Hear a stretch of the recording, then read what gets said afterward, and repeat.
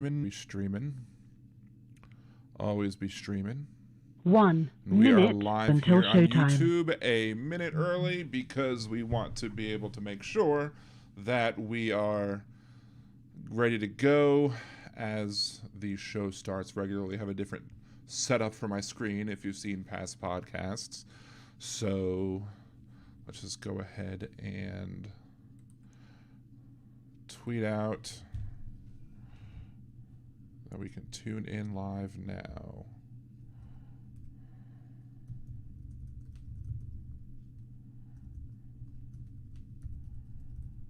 Just waiting for the show to start.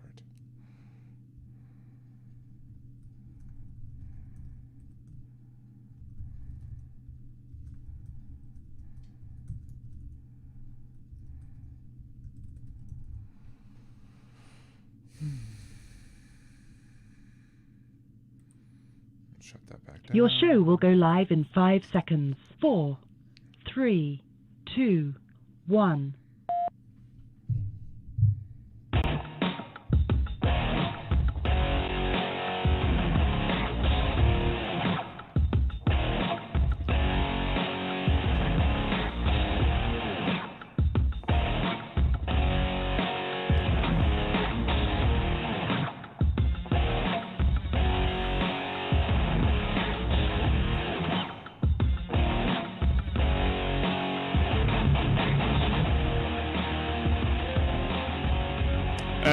Welcome back to Liberal Dan Radio, Talk from the Left, that's right. This is your host, Dan Zimmerman, coming at you from New Orleans, Louisiana. To join the conversation, it's area code 914-803-4131. That is 914-803-4131. If you're listening live as well, you could always join us in the chat room, blogtalkradio.com/liberaldan. Sign in with your free blogtalkradio.com account. And you can join us at the bottom of the episode page and be able to leave your comments and questions there. Finally, if you are listening, also if you're watching on YouTube, you could always remember to subscribe to Liberal Dan Radio here on YouTube, and make sure to join us in the chat here, and you can leave your comments and questions, etc. there as well. But if you're listening after the live broadcast, you could always leave your comments, questions, concerns, etc. over on the show thread at liberaldan.com, facebook.com/liberaldan, or at liberaldanradio on Twitter. We got a bunch of stuff to discuss today on the show, including a brand new project that we're going to be working on. We'll get to that at the bottom half of the hour. I'm very much looking forward to talking about that and seeing where we're going to go with all of that. We're also going to be talking a little bit about, we're spending a little extra time this week on our extra large, super size, whatever you want to call it, Words of Redneck Wisdom. So that's coming up as well. But first, we would like to do this week's headlines. The GOP in the Senate have blocked a voting rights bill for the third time this year. More on that later. But the Senate is also trying to block more appointments by President Biden as well. Speaking of which... This week's Hypocrite of the Week is Senate Minority Leader Mitch McConnell, who opposes Suffolk County District Attorney Rachel Rollins' nomination to be the next U.S. Attorney for Massachusetts for supposedly being tough on crime. Senate Minority Leader Mitch McConnell, by rejecting a bipartisan January 6th commission, has proven that he is the ultimate in softness on crime and has no room to be criticizing others. To see who next week's Hypocrite of the Week will be, tune in to Liberal Dan Radio, Talk from the Left, that's right, Wednesdays at 8 p.m. Central on blogtalkradio.com/liberaldan. And I think I may have misworded this week's Hypocrite of the Week. Because not, I don't know if I said not being tough on crime or if I said being tough on crime. He criticized her for being supposedly soft on crime.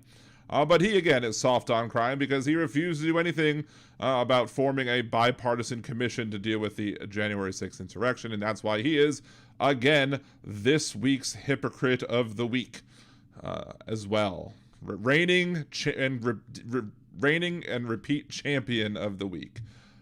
Carving pumpkins, fun. Sadie Sins and Demonox are carving some pumpkins. Are you going to roast up the pumpkin seeds? They're not typing much, so I guess when you can, type when you can. But there is gooey pumpkin guts all over the Demonox and Sadie Sins household. So there you go. Thank you for joining the podcast. I'm very glad that you joined this week because I'm very excited to be talking about the project that we'll be going into in the bottom half of the hour. More back to the headlines. Colin Powell passed away from COVID. Say what you want about his actions pertaining to the Iraq War, but what was the least shocking thing about it was the way that former President Donald Trump managed to find a way to make it all about him. Speaking about Trump, the Trump Organization, which is already under indictment, is now facing another criminal inquiry into his New York golf club this time. Shocker. Brian Laundrie's possessions were apparently found near the remains of a human body. No confirmation on yet if this was him or not, or how the individual found died. Of course, the true crime people might be suggesting that it might not be Laundrie, and that maybe he left the items near the body of somebody else to try and get away with his crimes, or alleged crimes. Whether or not this is his body or not remains to be seen.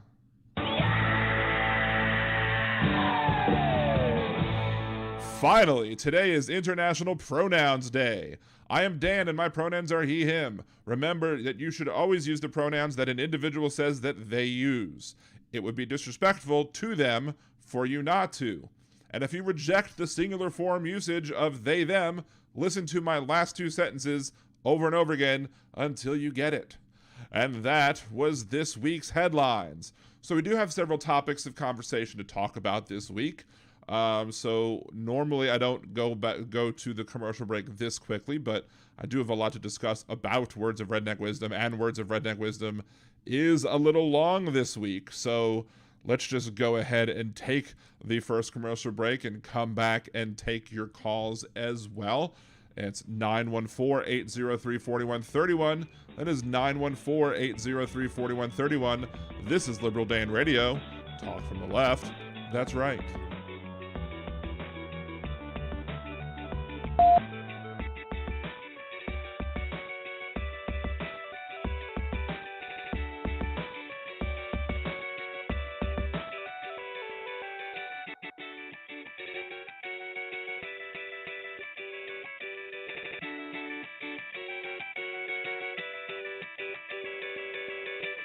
Are you planning a trip to Disney soon? Do you want help avoiding spending mistakes and making the most of your vacation? Then check out Budgeteers.com, a new site devoted to helping you get the most mouse for your money. What kinds of tickets should you get? Is the dining plan a good deal for you? Should you stay on grounds or not? Should you buy park hoppers? Many other sites are filled with information about what other people like to do, but Budgeteers is geared to help you make the best decision for you. So check out Budgeteers.com or go to youtube.com/Budgeteers and help make your trip the best it can be. Budgeteers.com is not a travel agency and it is not affiliated with the Disney Corporation or any of its holdings. In a world gone mad, one progressive will do a bad movie trailer guy impression to get you to listen to his show. There's only one thing that I like better than the Liberal Dan Radio Minicast. Alright, Bill, that's enough of that. On the Liberal Dan Radio Minicast, you will hear an honest discussion of the day's issues, with some personal bits in between. You might even hear what the other side has to say, sometimes even in their own voices.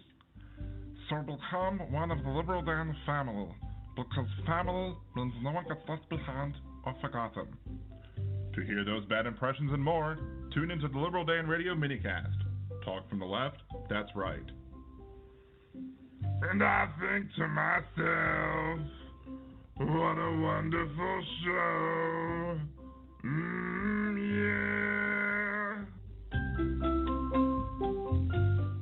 If you enjoy Liberal Dan Radio, there's many ways that you can support the show. You can subscribe to the YouTube channel. You can like me on Facebook or follow me on Twitter or TikTok. And you can become a Liberal Dan Patreon. For as little as $3 a month, you can get a shout out. Higher levels get the opportunity to vote on what I do next on the podcast, the Minicast, or on YouTube. You can even buy commercial advertising or sponsor bits. So go to patreon.liberaldan.com and support the show today. Hey there, podcast listeners. This is Deminox, host of The World According to Knox. It's time for Season 2, where I take you on another trip through my world. The world of movies, video games, pop culture, and more. Relate them to the world around you. Don't forget to leave a question for Marscat, and find me on Twitter by the handle XDeminox. That's the letter X like X-Men, DEMINOX. Now enjoy the rest of your podcast.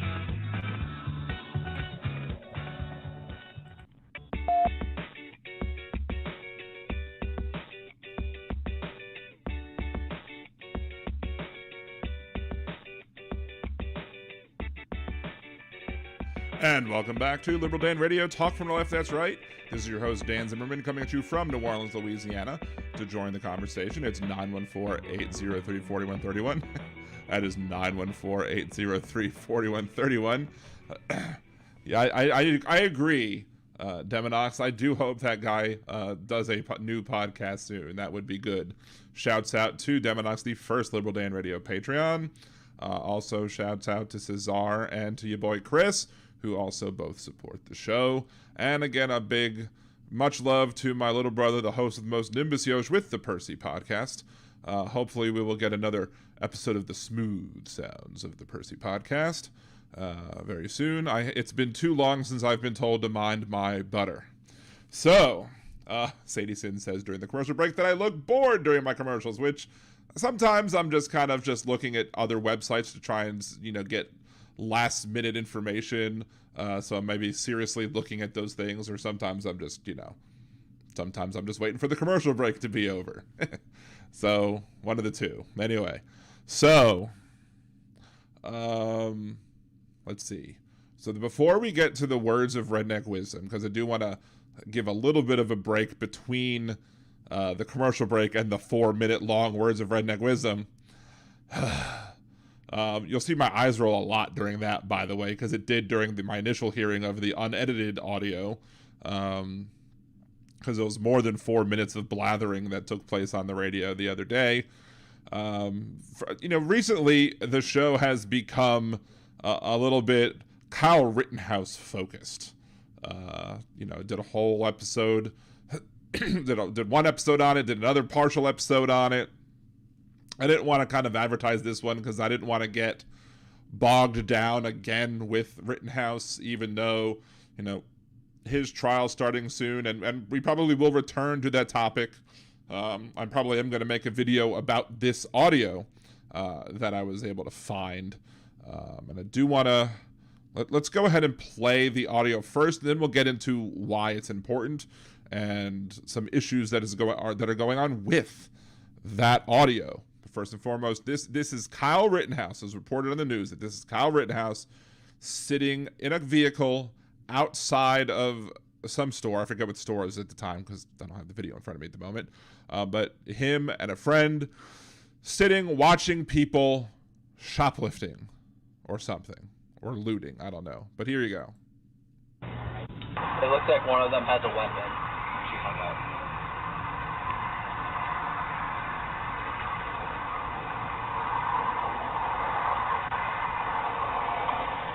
Bro, I wish I had my I'd start shooting rounds at them.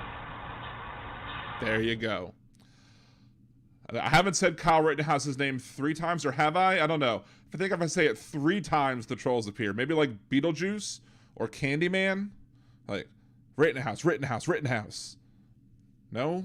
No one's coming? Okay, I guess it's not like or saying Haster, Haster, Haster. I guess for Cthulhu. Nerd alert. Anyway, but if you listen to what Rittenhouse said right there, he wishes he had his effing rifle on him, so because he would shoot rounds at these people. Kyle Rittenhouse, right then and there, tells the entire world, because now this video is available on YouTube, tells the entire world about what he feels, how he would use his weapon if he had his weapon, that he would fire rounds at people. He would use deadly force for that. He would use deadly force for that. So if he would use deadly force for that, why wouldn't he inappropriately use deadly force? I would believe then if he believes that you could use deadly force at that moment, then that tells me that he would use deadly force in other moments as well. You basically have gotten a view into the mind of Kyle Rittenhouse and when he believes it's okay to fire a weapon. And the thing that bothers me the most about this, other than the fact that he would shoot people for what they were doing, for looting or shoplifting or whatever, the biggest problem I have with it, as it pertains to the trial, is that the video was not allowed to be entered into evidence. Come on. If anything shows his mental state, if anything shows his lack of respect of life, if anything shows how much disdain he had for those people and what he would do if he had his gun, right there it tells you. That video, to me, should be enough to show motive. To show that he had what his intents were, because he told us what his intent was. If he was in a situation with a gun, he would fire rounds. Of course, Demonox, as Sadie Sin says that Demonox shows the Trump defense. That's not what I said. That's not what he said, but if he said it, then that's not what he meant. But if he was, then he was joking. So, and I'm sure that's what the defense did. I haven't seen the evidentiary hearing as to whether or not that video should be allowed to be played and see what arguments. I'm sure maybe the defense said that there was no way to prove that he was serious or not.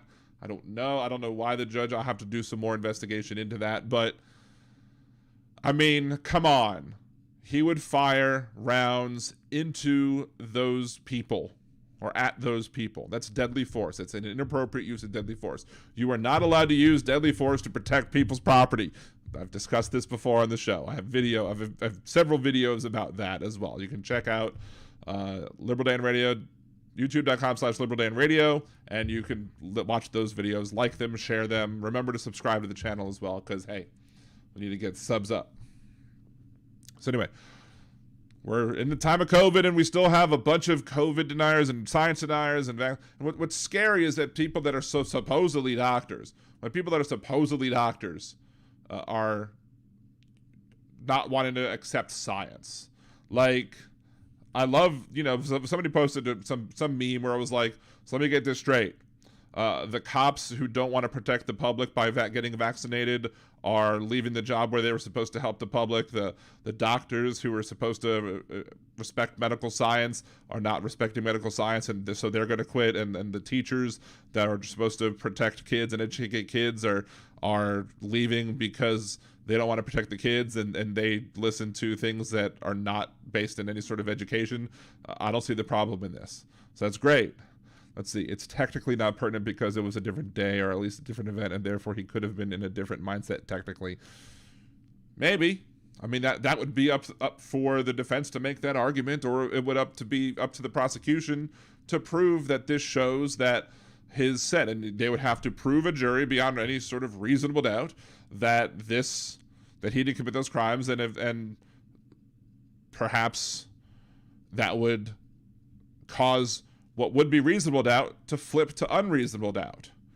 Maybe it's the little thing maybe it's the thumb on the scale. I don't want to say the thumb on the scale, because the thumb on the scale is not a legit thing. It's not something that you do that's good.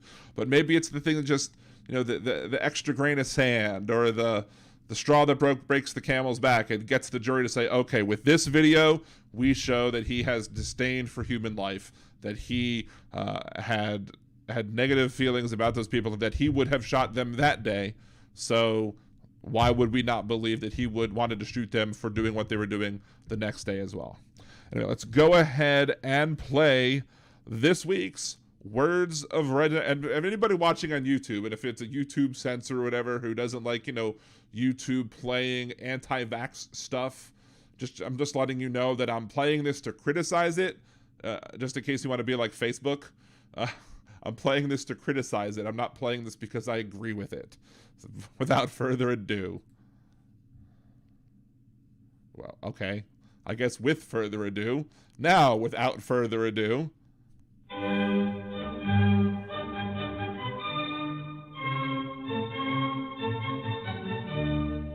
And now, words of redneck wisdom, brought to you by Liberal Dan Radio. Most Texans have been free, even when some of the very communist authorities in our cities, this the Democrats, were trying to force people to wear masks into lockdown. True Texans stood up and just said, hell no. And we just pressed on. I have a sign on my building that says mask-free zone, no mask required. Please take off your mask. That's the way I operate. And but things are a whole lot better now. Our governor, who's a Republican, has two very conservative opponents in the upcoming primary, and he's all of a sudden seen the light. So he did away with the mask mandate, which I had sued him for, and he's now saying that he's going to forbid businesses from mandating people to take the kill shot, the experimental injection. I say far away from this experimental gene-modifying injection as you would a West Texas rattlesnake. You don't want to be around those. You don't want to be around the shot. Let me tell you why. It does two things. It hijacks your cells with a genetically modified product called RNA that causes your cells to produce the spike protein that is carried by the virus, which you don't want to get in your body. You don't want that, but now your body's going to be producing the very spike protein that makes people sick. That's why there have been at least, in recorded VAERS reports, somewhere on the order of 20,000 deaths related to the vaccine. We know only 1% of the population even reports adverse events. Right. So you could multiply that by 100. There could be 2 million deaths, could be 10%, could be 200,000 deaths.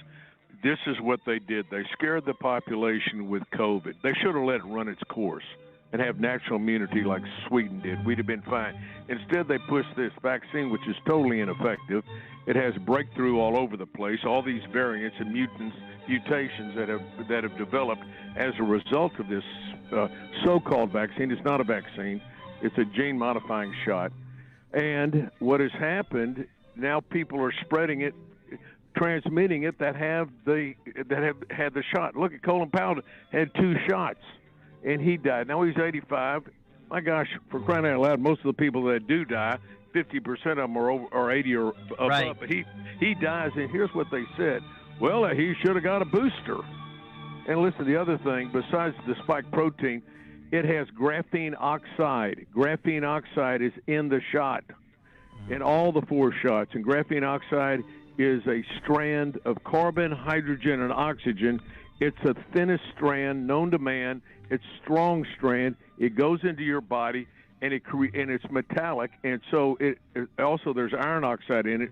It attracts electromagnetic waves. Experimental. They found parasites. Trypanosoma parasites have been found in it. With electron microscopy. But the graphene oxide, my friend, is going to connect people to the Internet of Things. You've got to get rid of the graphene oxide. It'll tear up your body physically, and it will give one-worlders, it's going to give them an opportunity to have mind control using 5G. Wow. And this concludes Words of Redneck Wisdom, brought to you by Liberal Dan Radio. Talk from the left, that's right.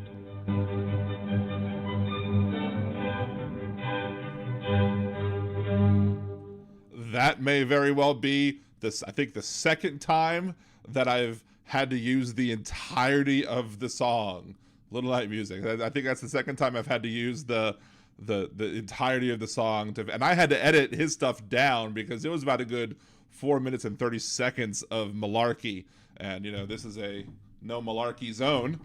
So one of the first things, and this is relating to him with his communism or whatever, but they like to interchange communism and socialism. And I find that the more people that criticize socialism by using incorrect definitions of socialism tend to want to make more people be socialists, i.e. the best salesmen for socialism are the people who don't understand it and who are afraid of it. And they'll be like, socialism does this, this, and this. I'm like, okay, but that sounds good to me. Your description of socialism sounds awesome. Let's do it. Anyway, so this guy is a doctor. He's a doctor in Texas. Dr. Steve Hotsey, or whatever his name is, left a voicemail last year for Governor Abbott that the National Guard should shoot to kill rioters. So him, I guess, Hotze and Rittenhouse would be good buddies. There's a warning letter on the FDA website from the FDA about so-called Hotze vitamins. Dr. Stephen Hotze, which is weird because there's a song that has Hotzianu that's in the lyrics for Passover, and so I'm wanted to sing the Hotzianu song, but when I say Stephen Hotze, but that's a little sidebar right there. Dr. Stephen Hotze tries to sell these Hotze vitamins as a treatment to COVID-19. Perhaps this is why he's so insistent that people not take the vaccine. He wants you to buy his snake oil instead. Sadie Sins. Oh no, it's not mind controlled through 5G, man. And this is like coming full circle, because I remember back in January or early February when I remember listening to the radio show that I got this from, and there was somebody who called in, and he was talking about how they're going to use the excuse of the vaccine to inject, at that time, microchips into our bodies to track us via 5G. Not that they can't do that with our cell phones, but yeah, that's been the longest running paranoia about this whole thing, was that they're going to use COVID to try and get 5G now into people, and then now mind control them with graphene oxide. Woo, buddy. But so let's start with like the big one first. He claims that the vaccine causes spike proteins from COVID to go into your body, and you don't want spike proteins in your body. That's what he says. He says you don't want them. But then he goes on to say that we should have gone through and gotten natural immunity, or we should have let everybody just be affected like Sweden. Now he forgets that Sweden's experiment was a failure. A big failure. It did not work. It was not what they thought it was going to be. It failed. Furthermore, if you're wanting people to get the virus to try and reach herd immunity, which doesn't always happen with everybody catching the virus, but he wants people to catch the virus, that he wants people to get spike proteins in them. So you're going to get the spike proteins in you either way. So if you're getting the spike proteins in you either way, then the whole thing of, well, do you get them via the vaccine, or do you get them via getting the natural immunity? It's moot at that point. So that just blows a hole in this doctor's. I mean, I'm guessing he has a medical degree because he is often referred to as Dr. Stephen Hotze. Fine. So charlatans apparently are allowed to act with impunity in Texas. There was we watched a TV series inspired by real life events called Dr. Death. I think it was on the Paramount Network, or maybe it was on the Peacock Network, one of the two. But yeah, about them basically letting a doctor just continue to operate as a chiropractor or whatever, chiropractic surgeon, I think, and they just don't give a crap. Apparently it's hard to get rid of bad doctors in Texas, or anywhere else for that matter, because of things that they do to protect from lawsuits and stuff. Hotze claimed that RNA is something that is manufactured. RNA is naturally occurring.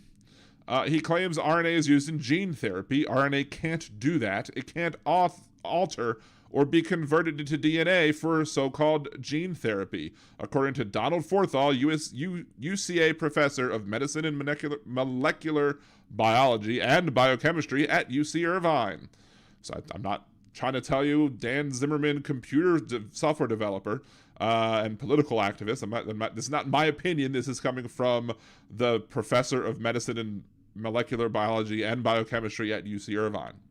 The claim that vaccines contain graphene oxide came from a rejected analysis of one vial, supposedly of the Pfizer vaccine, and that vial's chain of custody prior to testing can't be verified, i.e. somebody might have put some graphene oxide into the vial that contained, I think, one additional dose, and some doctor tested that and said, oh, there's graphene oxide, but it can't be proven, and there's no the Pfizer basically says there's no graphene oxide in our vaccines. Now, people would say, well, you trust the pharmaceuticals? No, I don't trust pharmaceuticals, but I trust everyone else basically to say, okay, if these people have graphene oxide, it would be in it. And if there was going to be a study that showed graphene oxide being in vaccines, it would require the use of several vials of vaccine, testing all of them in a controlled experiment where you have a chain of custody that is clear and marked, and that people can follow and verify that nobody tampered with it. Supposedly the vaccine has parasites in it. According to the director of clinical parasitology at the Mayo Clinic, the image that supposedly purports to show a parasite in the vaccine is not a picture of a parasite. So there you go. The expert on parasites is telling you it's not a parasite. I'm sure they'll continue to say it anyway, but there you go. A later caller to Jeff's show, I didn't have enough time to include it in this one. It was, I think, the next caller, said that the vaccine also contains aluminum. So let's be clear. The vaccine supposedly has spike proteins, microchips, parasites, aluminum, and graphene oxide, the latter being used for mind control by the Illuminati. And they wonder why we don't take them seriously. And they wonder why we laugh at them. You know, one of the things about, a conspiracy theory, if you want to make a good conspiracy theory, I'll give you a newsflash as to how you can do it. It has to be plausible. You have to sit here and think, I don't know if that's true or not, but it's possible. It could have happened. Did it happen? Not sure. Could it happen? Sure. All of these happen? No. But these folks have problems with conspiracy theories from day one. The conspiracy theory about whether or not Barack Obama was eligible to be president included both that he was not a natural-born citizen because of his mom and how old she was when he was born and how long she had lived in Florida at the time and blah, blah, blah. But that also he lost his citizenship when he lived in Indonesia and his parents, and he attended school out of the country, attended high school out of the country. Now, how do you both claim that you weren't a citizen at birth, but then also claim that you lost the citizenship? If you lost the citizenship, how can you lose a citizenship that you didn't have? Which reminds me, I forgot to bring this up during headlines, but this is a good one to go into, I guess, before the break. After we'll talk about the chat comments and just get to those as well. But whatchamacallit, Donald Trump's attorney, Lynn Wood, is feuding with Marjorie Taylor Greene. Lynn Wood says that Marjorie Taylor Greene is part of the CCCP. He called her a communist. And the reason that Marjorie Taylor Greene is supposedly a communist is the fact that she says that Biden should be impeached. And because she says that Biden should be impeached, that's her admitting that the presidency was validly won by Joe Biden, i.e. that he is a valid president, because you could only impeach a valid president. Therefore, by her saying that he needs to be impeached, she's saying that the presidency is currently valid, and he says it's not valid. So because she is opposing Donald Trump's claims that the election was stolen, she is somehow a communist. I guess she's a liberal now, folks. Marjorie Taylor Greene, according to Lynn Wood, is a leftist. I guess everyone's a leftist as someone if you're so far to the right. Let's see. Before we hit the break, this will be controversial, but I feel like the whole respect religious beliefs without evidence has opened the doors to respect outright BS claiming to be science. This country loves hucksters. They have these leaps and demand you to believe that in the Illuminati, to believe in 5G mind control. They don't see the web they get caught in. That's why they're self-destructive based on their own twisted logic. Yeah. But yeah, no, I agree with you on that one. I don't think it's controversial at all. It's part of the reason why the Hobby Lobby lawsuit over the oral contraception, easier for me to say, that the Supreme Court or the courts allowed Hobby Lobby to do something that they should have never allowed them to do. Hobby Lobby said that our religious belief is that we can't support paying for the birth control pills because it is our beliefs that you can't fund anything that prevents an embryo from implanting into the uterine wall, because that's morally equivalent to an abortion, because you already have a fertilized embryo. Fertilized egg is already there. But see, here's the thing. It used to be the belief by the manufacturers of these birth control pill companies, or the pharmaceutical companies, and other people as well, that this is how birth control pills work, that birth control pills either prevented ovulation, fertilization, or implantation. But recent studies have shown, or more recent studies have shown, that there's no evidence that birth control pills or the morning after pill prevents implantation, that it only is effective in preventing ovulation or fertilization. So if it only does those two and it doesn't do the last one, then it doesn't stop an implanted embryo from implanting into the uterine wall. So therefore, it's not the quote moral equivalent of an abortion. So but they allowed them to make the argument that that's what it did. That they believed that it did that. So then that's the two big things. Now, granted, I don't want to get into a whole discussion as to why the argument that they are paying for the birth control pills that would be on their health insurance plan is BS. But to really quickly explain that, every benefit that you get as an employee is paid for by your labor and nothing else. Your labor pays for everything. Your labor pays for the money that comes home with you on your check. Your labor pays for all of the benefits that you pay for that show up on your check. Your labor pays for the benefits that don't show up on the check, but that the company pays for as an expense, because there's a cost of employment. And whether you bring home this is on your check, this is the cost of employment, your labor pays for the cost of employment as the whole. So therefore, it's only your work as an employee that is paying for that. However, we're not debating that topic. We're debating the topic of what they should have been allowed to bring into court. And they should have never been allowed to make an argument in court about them believing how a process works.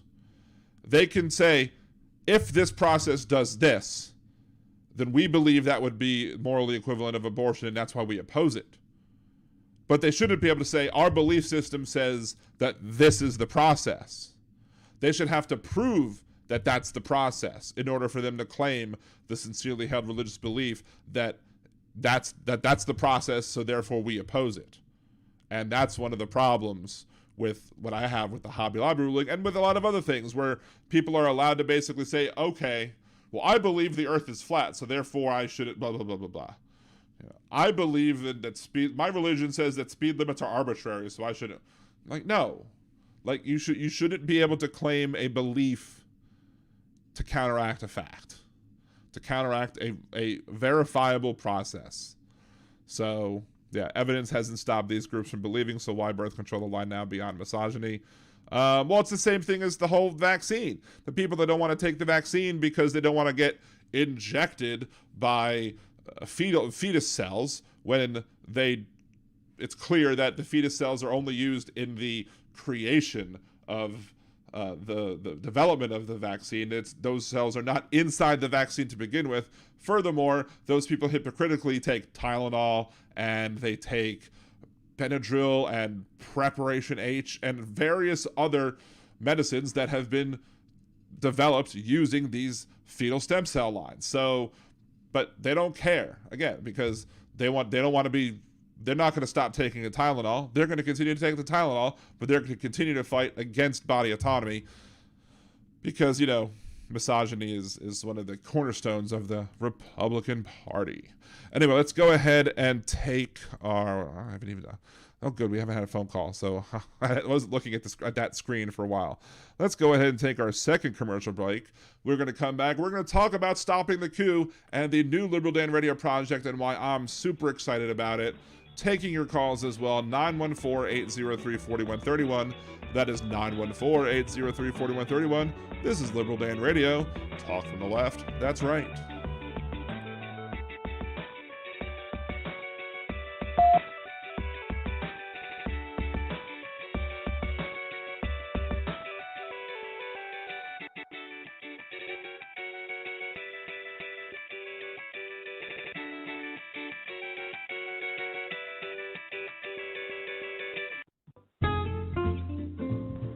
Greetings. This is Nimbus Yosh, host of the Percy Podcast. What is the Percy Podcast? Well, it's pretty much the smoothest talking host you'll ever hear in your life, talking about all kinds of things. Political things, nerdy things, fun things, not so fun things. Go ahead, give a listen, and follow at the Percy Podcast for more updates and information. Why not sit back and take a listen to one of the best podcasts you'll ever hear, and no one else will. Catch you on the tunes.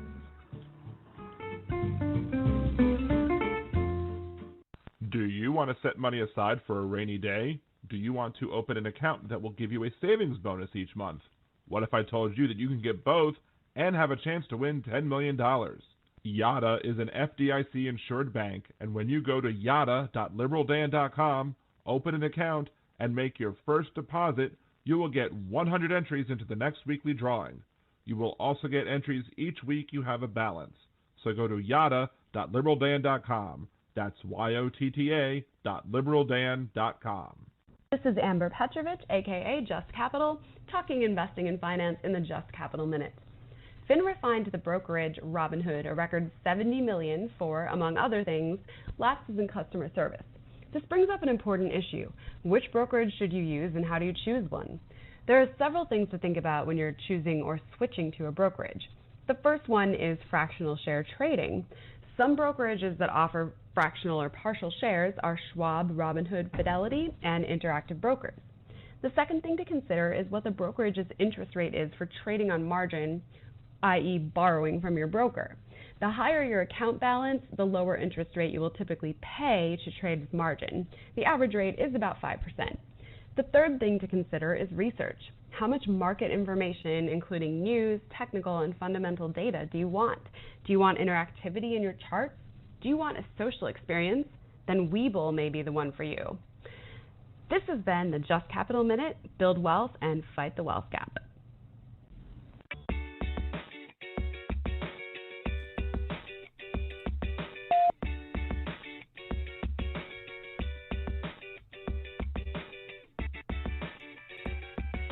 And welcome back to Liberal Dan Radio, Talk from the Left. That's right. This is your host, Dan Zimmerman, coming at you from New Orleans, Louisiana. To join the conversation, it's 914-803-4131. That's 914-803-4131. You can also listen live and leave your questions and comments in the chat, blogtalkradio.com/liberaldan. Go to sign in with your free blogtalkradio.com account. Leave your comments on the show thread at the bottom of the page. Or if you're watching on YouTube, you can leave your comments in the YouTube chat as well, where we currently have Sadie Sins and Deminox joining us and carving pumpkins and interjecting with their fine quality content as they tend to do. But the topic of the show is Stop the Coup. So what are we talking about? So on this show, we've talked about gerrymandering. I have a GOP coup series with several videos on the way, voter suppression, etc. So let's talk about a little bit about those topics, and then we'll get to the meat as to what we're doing. So coming soon on my YouTube channel, we're going to be having a series of videos, and this is going to be an unbiased and as nonpartisan as I can be look at gerrymandering in this country, state by state. And we're going to first start off by looking at gerrymandering state by state and say, which state does poorly when it comes to gerrymandering? Which state does well or does well when it comes to gerrymandering? Which states give the House of Representatives is supposed to be the people's house. It's supposed to give people their say. Now, I've already discussed on a previous show as to why I believe that we should have 100 more seats in Congress currently. So I don't know if I'm going to make a video about that as well. We have talked about it on this show, but we had a show previously where if you take one Wyoming worth of votes and make that your base district, and then you figure out how many Wyoming's worth of votes of population a state has, and then you round to the nearest Wyoming, you then add 100 more seats to the House of Representatives in order to more adequately represent the fact that if Wyoming is this much, and that's what we're going to give one vote for, then we could do that, and we would get 100 more seats in the House of Representatives, and that would give a better representation of the population of each state, and as they represent Congress. Of course, it doesn't stop the gerrymandering at all, but the 435 number that we have is completely artificial and antiquated and needs to change.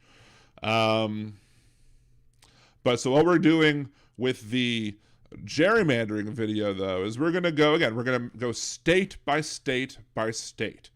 And we're going to say, and based off of the current seats, the 435 number, not what it should be, the 535 number. So there would be, at that point, if we did it my way, we'd have 635 electoral votes. Actually, if we did it my way, you'd make Wyoming like 4, and then you'd make Congress that much bigger, cut their pay, and so get like real people working in Congress instead of, the rich folks, and then you'd actually have a much better representation of the people as well, assuming you didn't gerrymander. But anyway, so here, let's see. Terrell's us down. Do we have the power to make the system more fair as suggested? I mean, we would technically have the power to increase the number of seats in Congress. The Constitution grants Congress the authority to do that, and they could very well do that. They've just settled on the arbitrary number of 435. We should have 538 if you gave DC statehood. Or you'd have 438 if you gave DC statehood. So that's something that I need to jot down on my thing to say, okay, DC, what's DC's representation? Because they get a say in the Electoral College, they don't get a say in Congress because they're not considered a state, so therefore they don't have a votes. But here's one spoiler alert from the set of videos that are coming forward. There are 7 states that accurately and adequately do represent their congressional districts properly as they should in Congress. And the reason why is because there's only one congressional vote from each state. There's only one seat in the House of Representatives for those states. So therefore, it's whoever gets the majority gets the seat. And there you go, because they only have one.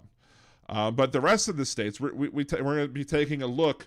We're going to go down from the lowest population, or from 2 seats, 3 seats, 4 seats, all the way up to California. And we're going to be doing an analysis. And I already have this all done on a spreadsheet. We'll be doing an analysis on, we'll look at the last election. We're going to look at what percentage of the state voted for Biden. The Puerto Rico statehood thing that Sadie Sins brings up in the chat is also something that's interesting. I know somebody from Puerto Rico, and it's very political as to why they don't get statehood. And it's not simply just our issue. When it comes up for a vote, there are powerful interests in Puerto Rico that encourage people to vote against statehood, and will say you should vote against statehood because of this, this, and this, because they benefit financially from them not being a state. So they convince the voters that they should not be a state and they should not get representation in Congress because of that. So Puerto Rico is not as necessarily as simple as we're not. It's not necessarily as simple as we're not going to give them a seat for reasons. It's them rejecting the seat sometimes as well. But anyway, we're going to be looking at how each state voted Biden versus Trump. And we're going to say, okay, Joe Biden, we'll look at Idaho for a second. That's probably going to be the second or third video. Idaho, 32% or 33% of Idaho voted for Biden. 63% of Idaho voted for Trump. So that's a difference of 30.69. Okay. Idaho has no congressional representation for the Democratic Party. So how do you figure that out?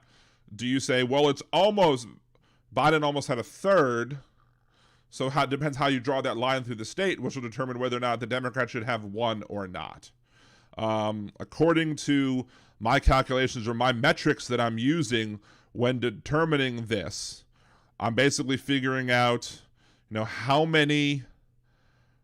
how much population exists per district, and then if the minority party of the state has more than half of one of those districts, then that means that they should have a seat. So with 32% or 33% of the state of Idaho voting for Democrats, there should be at least one seat. But then you would say, well, Dan, but there's only 2 seats, so therefore you're going to basically make the Republicans underrepresented. But we're going to be looking at this from a macro point of view, because since it's supposed to be the people's house, we're going to be looking at it from a nationwide level. And so some of those things will potentially average each other out. One of the reasons that I kind of talk about this is Louisiana, where I live. There's a floor of about 33%, where if you're a Democrat running statewide, you're probably going to get at the very least 33%. Now, we have a Democratic governor. He's pro-life, so he sucks that way. But we have a Democratic governor. We've done better during COVID in some portions, at least, because of the Democratic governor who put in place things that should have been put in place. But the minimum, in my mind, was around 33, 35% of the state are Democrats. So therefore, we should have at least 2 seats in Congress, but we only have 1. Now, if you do a comparison in Louisiana, and this will be the last, I guess, spoiler from this one. If you do a comparison of Louisiana and you say, okay, Joe Biden got 40% of the vote and Donald Trump got 58% of the vote. So there was a difference of about 19%, 18 and 19%. And so 1 seat should be about 16%.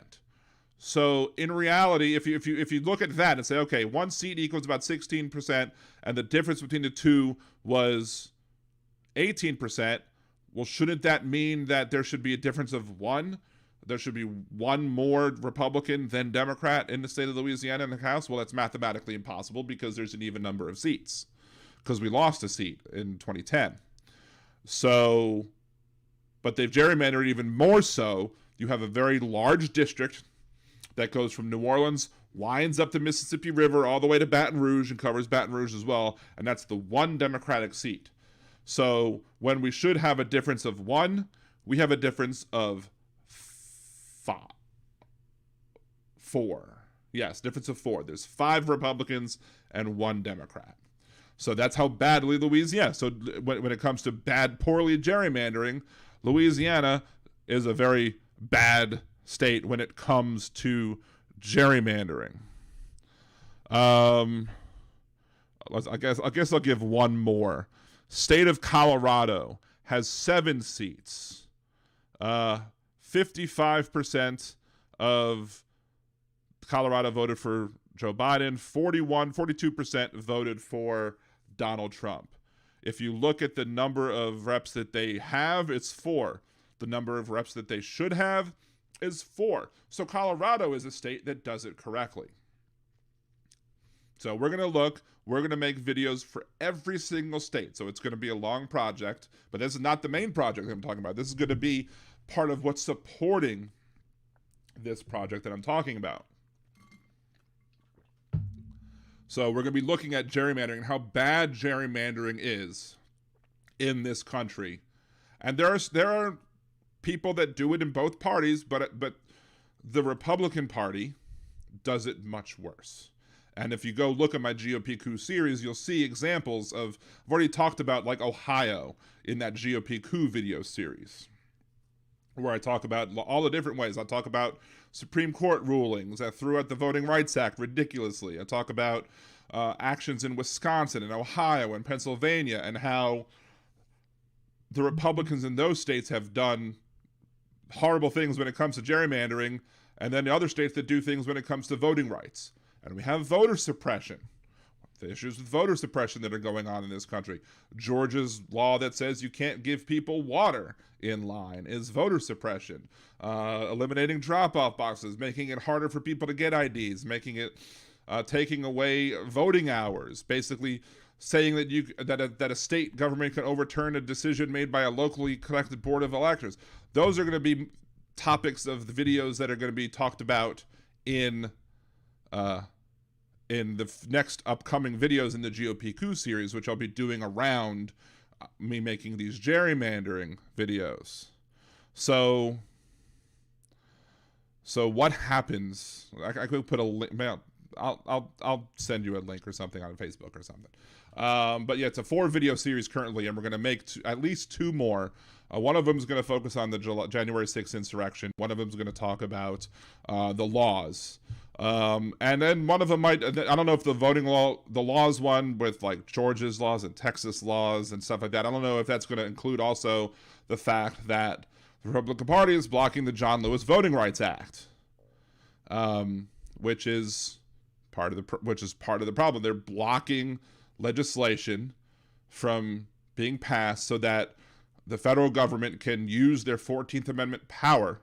The Congress can use the power given to them by the 14th Amendment to make sure that individuals have equal protection under the law, including their having their rights to vote protected. Because it says several times in the Constitution, the words right to vote exists. And I say that in the video too. So I was contacted by a company called Levelfield. Levelfield aims to kind of give smaller people the power of bigger money in politics. And we've had a bunch of conversations that have been going on, without me talking about it on the air. And because, apparently when they talked to me, they looked for like progressive radio stations, and they searched for like liberal progressive radio stations or radio shows or podcasts in the state of Louisiana. I was the first to show up. And I was like, whoa, that's awesome. That's pretty cool. So, and they have other projects that are going on as well. Zeddy's 3 dogs. Hey Dan, I was number 2 on Up Thumbs for you. Like, thank you, Zeddy's. Let's see. So we got, here we go. Stop the Coup. So if you go to stopthecoup.liberaldan.com, that is stopthecoup.liberaldan.com, you will find this website. It brings you to stopthecoup.levelfield.net.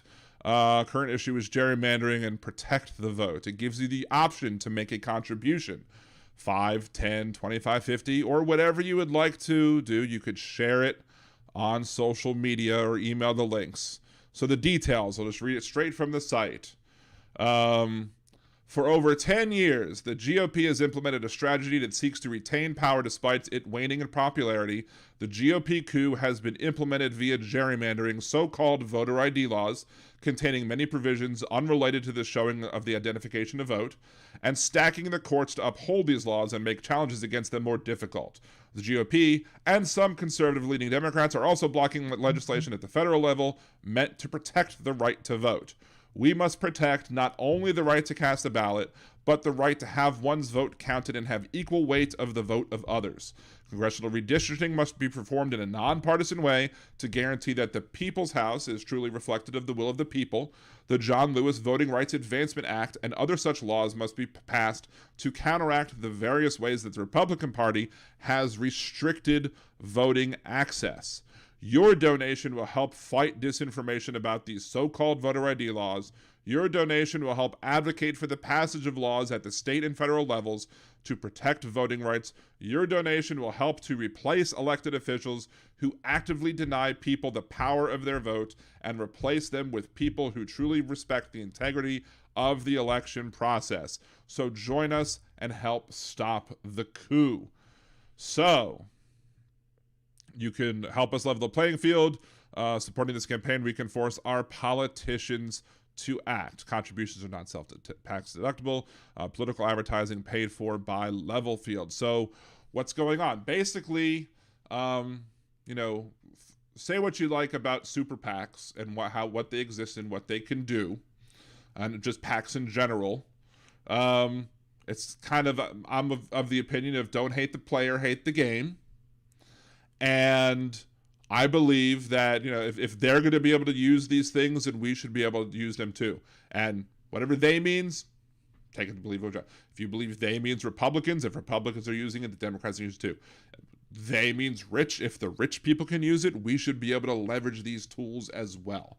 And that's what we're going to do here. That's at least my intent with this project, to stop the coup, to go ahead and say, now we can do and we're going to be able to do anything that is legal to be done with the super PAC. So I'll be flat out clear what I can't do. I can't just, take the money that gets donated and give it to a candidate. That's right out. That's not allowed. So we can't do that. But when you contribute to stopthecoup.liberaldan.com, you will help us, and we're not gonna do this. I'm not gonna do this alone. So people, I'll be able to get like the email addresses of the people who do make contributions, and we'll be able to do things like maybe I'll include a part of the Liberal Dan Radio Discord. Well, maybe we'll make a new Discord channel for Stopping the Coup, one of the two, or maybe we'll just have a channel on Discord only for people who contribute to the Stop the Coup Level Field project. And the people there can have discussions as to what they feel is important when it comes to eliminating gerrymandering, about who does gerrymandering the worst. Where do we want these funds to go? Are they going to go to another super PAC that support candidates who are trying to end gerrymandering, trying to stop these draconian Republican voter laws, these so-called voter ID laws that contain many provisions that have nothing to do with the requirement to provide an ID to show that you're who you say you are to vote. It's these other non-ID provisions that I take issue with. And every single time that I say that my problem with these so-called voter ID laws are the provisions that have nothing to do with providing a voter ID, and about the other ones, someone always asks, what's wrong with asking for an ID? I'm not criticizing that part of the law. I'm criticizing the other parts of the law, the other parts that have nothing to do with showing a voter ID to vote. It's the other parts. It's the stopping certain means of voting based on racial preferences, what they did in North Carolina. It's making sure that the line to vote is longer in black districts or Democratic leaning districts than it is in white districts, that you cram lots of black precincts into one voting place and make it ridiculously long to vote, make it as uncomfortable as possible, and then make it so that you can't give them food or water to be able to make sure, even a friend can't come up under the terms of this law. A friend can't come up and say, hey man, you've been waiting in line for a while, here's some McDonald's. Nope, you've just violated the new Georgia law, SB 202. So the Republicans are trying to make it hard for people to vote. Now, Texas, for example, just saw this the other day. Texas, 9 out of 10 new Texas voters, or it might even be 9 out of 10 new Texas residents, are non-white. They're minority, black and brown people, as some people say. But they have had no increase in representation in Congress despite this. Now, Republicans will often hypocritically talk about how we let people into Texas and they cry about it, and they don't have the ability to vote if you're not a citizen. But what happens is you end up having non-citizen residents being counted in districts to help give weight. You'll chop up, like let's say you'll have an area of town that's mostly Hispanic. They'll chop up that Hispanic area so it's to pad non-voters, especially if there's a lot of to pad non-voters in other districts, so that you can have a district that's like 40% Republican, 40% non-voter, and 20% Democrat. Oh, there you go. Even though you have a minority of the district, of the people in a district, you now have a seat in Congress. That's called cracking when you're doing gerrymandering. That's cracking. Or there's the other way. There's stacking, where you shove all of the minorities into one district and give them like a 95% chance of winning. They have or 95 or 100% chance of winning because it's like always like 95-5 in that district. Then you make the other districts like 65-45 or 55-45. So it's closer, but still safe enough so that the Republicans are always going to win. So that's the other tactic of gerrymandering. Austin, Texas has a situation where I believe every single elected official statewide, or not statewide, but citywide in Austin are Democrats. So it's a Democratic city, but of the 4 congressional seats that represent Austin, only one's a Democrat. The rest of the people are shoved into other districts to kind of like, okay, here's a couple of Democrats to fill out this district that's mostly Republican. Here's a bunch of Democrats, but it's mostly Republican. So they're taking away the power. And the presented Texas plan of redistricting this year has only worked to help keep their power base and not worked to help draw the lines in a fair way. So what I had, there's a board game called the Map Maker, and we had the creators of the Map Maker game on the show in the past. I think they're from Austin as well. And we discussed strategies of ways that you can draw lines that are more beneficial, that can better represent the people. Like one of it is, let's say you draw straws. You have the Republicans and the Democrats are the 2 majority parties in the state, and there's no other main party that competes or whatever. So let's say you have one party draw all of the seats. One party draws all of the seats on the map, and then the other party picks one of them and says, "That's my seat. We will keep this seat." Then you erase the rest of the lines, and then the one that just picked then draws the rest of the district. So, okay, these are going to be our drawings, and the Democrats, the other party goes, okay, we're going to take that seat, and you erase the rest of the lines, and you just draw one, pick one. You just alternate who draws one, alternate who picks one, and then at the end of the day, you end up having a more fair voting process. Now, in my mind, and I'm not advocating for this yet, but in my mind, it would be better to just limit it. We don't need congressional districts at all. We could potentially just elect slates of candidates. And if the slates want to be geographically located within a state, fine. They can do that. If you're in Louisiana and you want to make a New Orleans Democrat slate and try and elect people and enough people vote to have one New Orleans Democrat slate of candidates picked, cool. Then you get one. And then if you want to have the other Louisiana Democrats make another slate so you could have a second one, cool. Do that too. Maybe you might even get a third one, or maybe you might even open the door with slates of candidates to have like a third party jump in and say, okay, well, we have enough votes in Louisiana for maybe the Republican Party wins 2, maybe the Tea Party or whatever wins 1, maybe the Green Party wins. I don't know. But that's not part of this, but that's just me talking about what my idea would be. But we clearly need to do better than partisan redistricting of states, because the partisan redistricting of states is making it so that the Republicans have an unfair advantage. And once we go through, we're going to go through with my series of videos that I'm making that I talked about a half an hour ago at this point, with the gerrymander videos, the first set of videos are only going to talk about the congressional seats. Because once you do that, you then got to do a deeper dive into how the states and the state legislatures are gerrymandered. Because, like Wisconsin, I believe, you have like a super majority of Republican legislators in the Wisconsin legislature with a Democratic governor.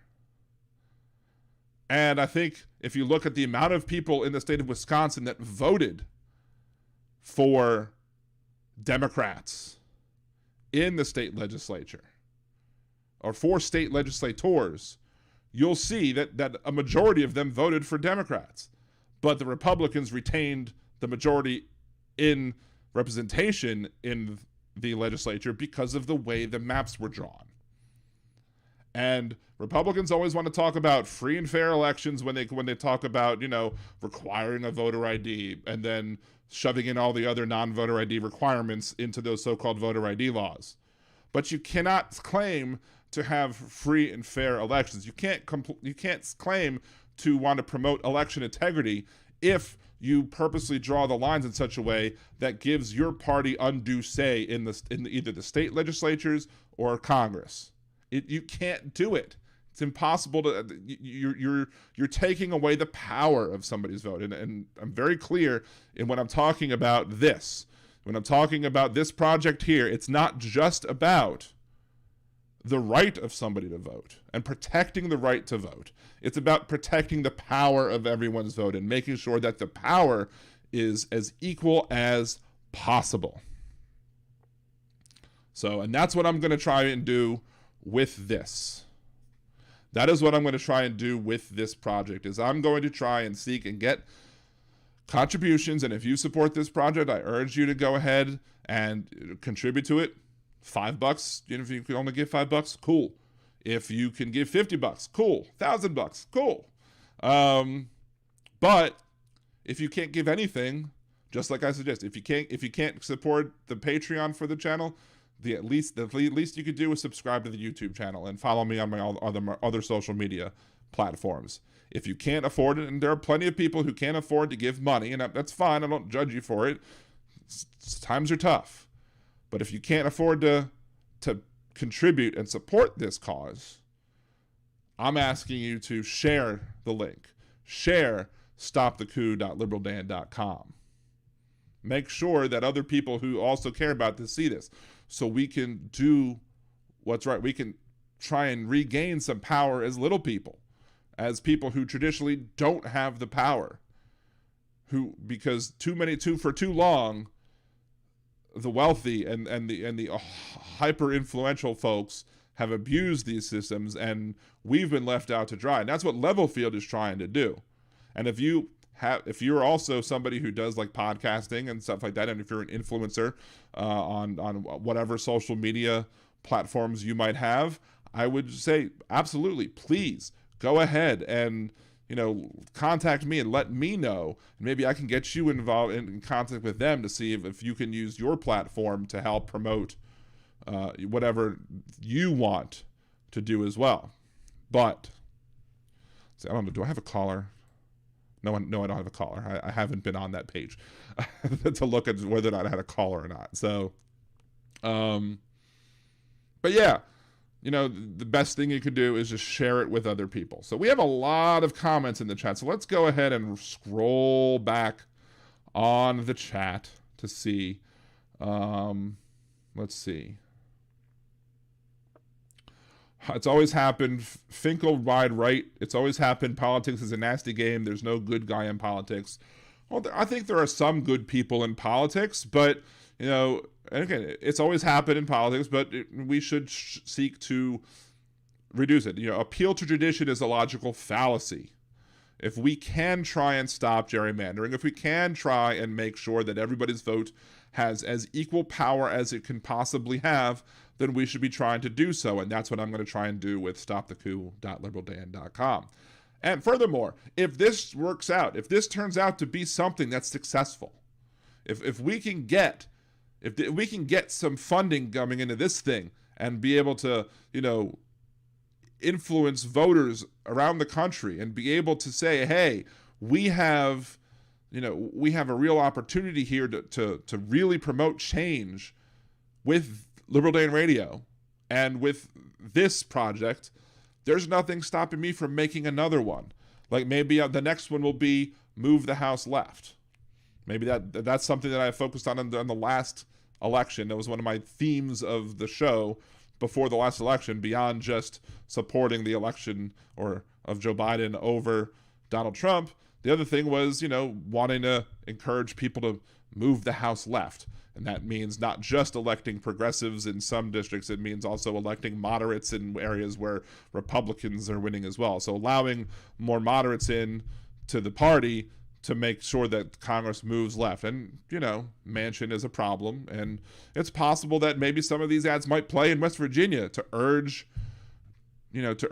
tell voters to call their senator and let them know that they want the Voting Rights Act passed, that they want to end gerrymandering, that they want to stop the filibuster from preventing people's rights from being protected. That's one of many things that could possibly be done. And, and I'm new to a lot of this. I think I have a pretty good understanding of what's going on with it. But, if I get anything wrong, we're just going to, again, clarify. If I get anything wrong about what I can technically do with this, is that we're always going to follow the law. I'm not doing this by myself. They have a team behind them at Levelfield as well, including a legal team that's going to make sure that we don't do anything and we don't spend money in a way that's going to violate federal or state election laws when it comes to campaign financing or anything else. So, I'm not trying to do this by myself. I wouldn't even dream of doing this by myself. The team at Levelfield are going to be helping make sure that we get this right as well. So big shouts out to them and for reaching out. And I really appreciate it. And I've been excited about this for weeks.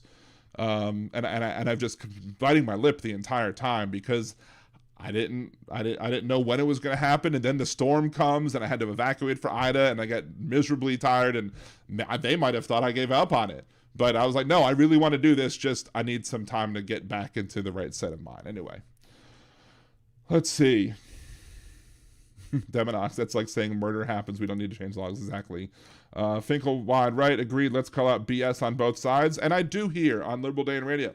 And you will see when I make this gerrymandering video, what I'm going to point out that there are states that are Democratic controlled, that have too much Democratic representation for their population. And I will point that out as well as pointing out the ones of the Republicans who do it. So I'm not just going to sit here and say, well, let's only criticize the Republicans do it. I will criticize the Democrats that do it as well. I criticized every Democrat who was in the Senate when they pulled the crap on the nuclear option for the filibuster way back when, because they were hypocrites when they were saying the Republicans shouldn't do this, but then they did it themselves, which proved themselves to be hypocrites. And then the Republicans also proved themselves to be hypocrites. So they're all hypocrites. And I have no problem calling out hypocrisy on my own side. But I'm not going to lie. I'm not going to say that I'm not going to say that this is going to be, this is going to be trying to fight gerrymandering. And at the end of the day, when it comes to voter suppression and gerrymandering, it's the Republicans that are doing it much worse. Just look at my GOP coup videos that I've created on the channel here on Liberal Dan Radio or youtube.com/Liberal Dan Radio. Let's see. We'll get flagged, Dan, if we promote protect the vote. Get flagged by who? Trump? Trump would be like, you're not good followers of our. We're gonna excommunicate you from our party because you want fair voting. Let's see. Sounds like they have a strong focus on a desired goal. It's hard to navigate neoliberalism when trapped inside a system without exploiting the same tools. Agreed. Dems are better at playing the game. That's why you don't see it. I think that's a little bit of a stretch there. The Republicans, I think, are really good at playing. This is the problem between Republicans and Democrats. Republicans are very good at being hypocrites. Hypocrisy is a prerequisite of being in the Republican Party, especially elected officials in the Republican Party, I should say. Why? Because they can do it flat out in the air. They can do it. And their voters don't care. Their voters absolutely don't care. As long as they're owning the libs, their Republican voters don't care if there's hypocrisy, but they'll sure as hell call out the hypocrisy on the Democratic side. Let's see. Zeddy's Three Dogs, bad enough mail-in vote, that's destroying America. There are states that do 100% mail-in vote that are fine. In fact, Colorado is one of those states. I talked about Colorado when I'm going over some of those numbers that I already crunched when it came to gerrymandering. Colorado, if you look at the number of people that voted for Biden and the number of people that voted for Trump, Colorado has the exact number of Democrats and the exact number of Republicans representing Colorado that it should. It's easy as that. So Colorado does mail-in voting. And Colorado, we're going to have to, part of the videos will be we'll look at how Colorado does their line drawing when it comes to congressional districts versus other states to see if there's partisan politics at play, or is it more fair? Is it more, does it look at it and say, hey, this is what we, this is what, we do, and we're much better at it than other states where it's purely partisan. Let's see. Brian Deminox, if anything, mail-in is more secure. Zeddy's Three Dogs says, illegals are the new vote. There's no such thing as an illegal person. There are people who might be here in violation of our immigration policies, but it is also a requirement that if you're going to declare asylum, that you have to do so on our soil. So, and it's not illegal to declare asylum. They're playing games on rooms where we don't sit. This is why the military does mail-in. You can't vote illegally. There you go. Zeddy's Three Dogs asks, how did Joe Biden get 81 million to vote? Because Donald Trump was that bad of a president. That's why Joe Biden got 81 million people to vote for him. Because Donald Trump, my grandparents loved Joe Biden. They supported him his entire political career. They liked him as an individual. They liked his policies. And some of Joe Biden's policies were wrong with hindsight. But guess what? He was that much better of a choice than Donald Trump, because Donald Trump was a horrible president. So that's why Joe Biden could just campaign from his basement for a while in the middle of COVID and get 81 million votes, because you don't need stadiums full of COVID people killing Herman Cain to win elections. You just need people who come out to vote on election day, or who come out to vote early, like you can in many states. Sadie Sins, the aspect of redlining not only leads to systemic poverty, but allows more effective gerrymandering. Republicans enforce poverty to keep political power. Yep. Deminox, in order to vote, you need to be on the list. In order to be on the list, you need to be registered. In order to register, you need to file the correct paperwork. If you're an undocumented immigrant, then you could walk into the election area, and then when you're not on the list, you get turned away. There you go.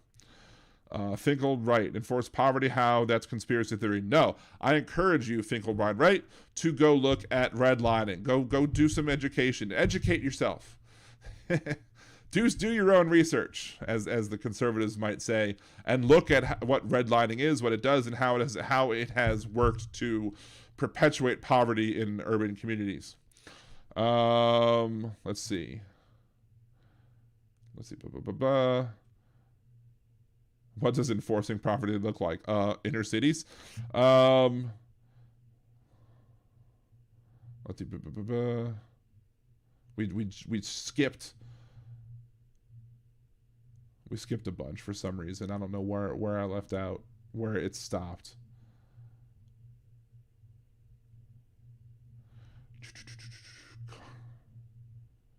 Dan, it sounds like you want a monarchy. Where did I ever say that I wanted a monarchy?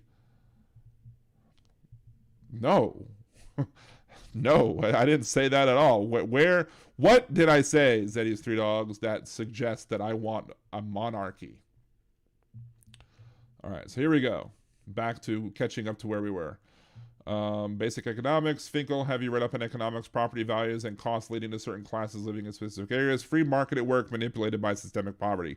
And then the problem is that after all the redlining takes place and the property values crash, then you have the other people coming in and scooping up all the neighborhoods that for cheap and then renovating them for cheaper than it should be able to.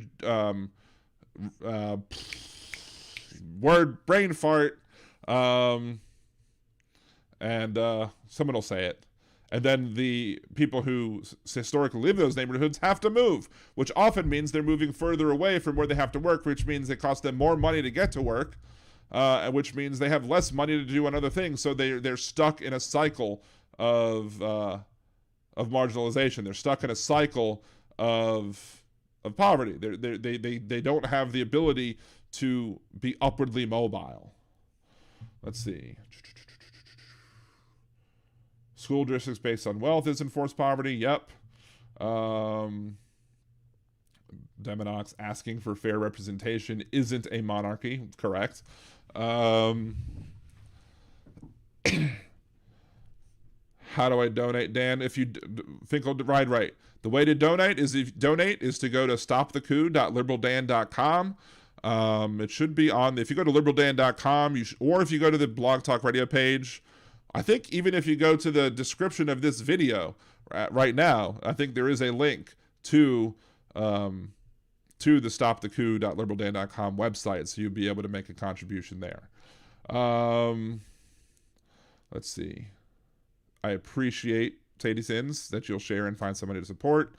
It would be nice to have our votes actually count. How do I throw you some change again? Find the link. Gerrymandering is not the prime cause of poverty. It's not the prime cause of poverty, but here's the thing: when you gerrymander and you cause the end effect of gerrymandering right now is that you wind up having a lot of white conservatives having disproportionate power as compared to their makeup of the population. You're making sure that black people don't have as much power. Black people are already disproportionately poor. If the poor people are disproportionately represented in Congress, especially if urban folks who are poor are disproportionately represented in Congress, then they're not going to have the power to make the changes that they need to impact their communities like they would. Meanwhile, some might argue, well, there's some conservatives who are also poor. That's true. There are a high number of white conservative Republicans who collect food stamps and live in trailers and are very poor, but they've been convinced. The conservative voter, the conservative individual here in this country, or in sometimes during the Confederacy when it existed, have always been able to be convinced that someday they might, if they just work hard, that they'll be able to one day too, be it, be rich or be successful or own slaves if you're part of the Confederacy. They've been convinced that if all they need to do is to stop these people from coming and taking their opportunity away, that they'll have the opportunity to rise up. Meanwhile, the economies of scale make it very impossible for those people to also become upwardly mobile. But what you also do by making black people disproportionately poor is that you also end up with a situation where, the people who are the poor white folks are basically saying, well, at least I'm not them. And therefore, as long as they have somebody to look down on, then they don't feel as bad about themselves. Let's see. Congress is left hell. How much more do you want it? Congress is currently only 50% controlled by Democrats in the Senate. It's just a hair of majority just because of the vice presidency. Furthermore, there's the difference in the amount of people that were voted in 2020 and now the number of seats have shrunk since the election because of, Democrats being appointed to positions, thus needing to create special elections so that those seats aren't currently filled at the moment. Plus, you have the fact that the way that the seats are gerrymandered, the Republicans have, at least I think by my calculations, and this is a big spoiler alert for the end of the video series, but y'all get to see it because y'all are listeners and y'all watch Liberal Dan Radio, Talk from the Left, that's right. There is at least currently a 5 vote advantage, a 5-seat advantage for Republicans. Looking at the last election, and there have been other elections where it's been much worse. But if you look at the percentage of people that voted for Biden and the percentage of people that voted for Trump, and then you look at the congressional makeup of the House as it is right now, or how it was in 2020 when it was elected or when they took office, and then you compare that to what it should be, there's at least 5 less Democrats than there should be based on the amount of people that came out and voted. It's as simple as that. So, and that's one of the things that stopthecoup.liberaldan.com is going to try and do, is we're going to try and rectify that situation. We're going to try and make sure that the power of people's votes are strengthened. And we're also going to try and make sure that the ability of people to vote is also strengthened. And when I say the ability of people to vote, citizens of this country. If you're a citizen of this country with the right to vote, you should be able to cast a ballot easily. Easily. It should be simple. You shouldn't be given roadblocks. You shouldn't be forced. You have a situation where they reduced in early voting, they reduced the number of the hours that in Georgia that early voting has to be open.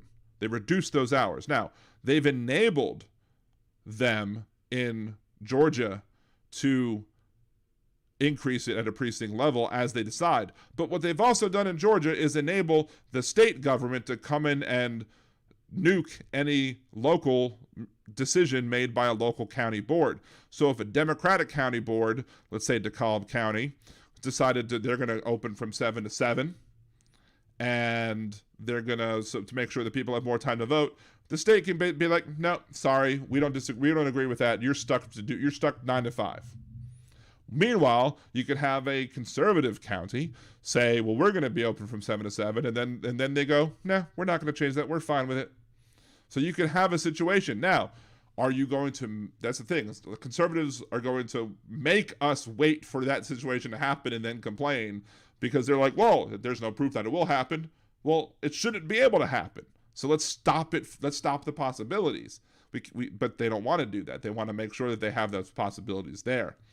In Ohio, I want to say it was way back when, maybe like 2012, you had a situation where they were trying to determine voting hours, and each county board had 2 votes, 2 Democrats, 2 Republicans, and if the board was tied, the Secretary of State broke the tie in each of those counties.